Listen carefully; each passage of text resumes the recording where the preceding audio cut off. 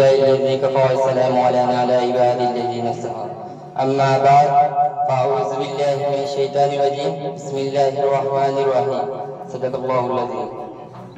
آپ حضرت کے سامنے اہل جنت کے شان کے بارے میں گفتگو کروں گا انشاءاللہ.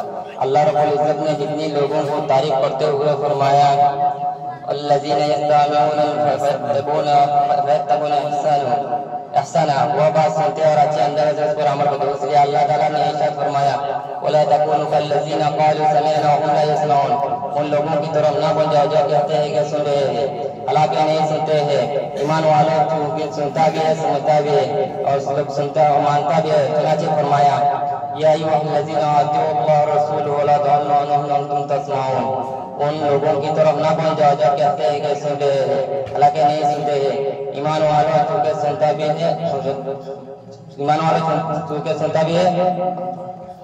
بزرگوں نے سننے کی چار درجہ بتائے. پہلا درجہ یہ ہے انسان سنے اور اس کو سمجھا اور جب سن لے اور سمجھ مان بھی دے تو سننا اور سمجھنا اس پر عمل کرنا یہ مومن کا صفت ہے. اور دوسرا درجہ یہ ہے کہ سنتا ہے سمجھتا ہے عمل نہیں کرتا یہ کافر کا درجہ ہے. اس لیے بندوں کو فاسق کہتے ہیں جو سنتا بھی ہے سمجھتا بھی ہے نفس کی خرابی کی وجہ سے عمل نہیں کرتا ہے تو وہ پہلا درجہ مومن کا ہے اور دوسرا درجہ فاسق کا ہے. تیسرا درجہ یہ ہے نہ سننا نہ سمجھنا یہ منافقوں کا درجہ ہے. چوتھا درجہ یہ ہے نہ سننا نہ ماننا اور نہ سمجھنا نہ عمل کرنا یہ کافروں کا درجہ ہے. اس لیے اچھے سننے کی صفت ہونا ایک نعمت ہو.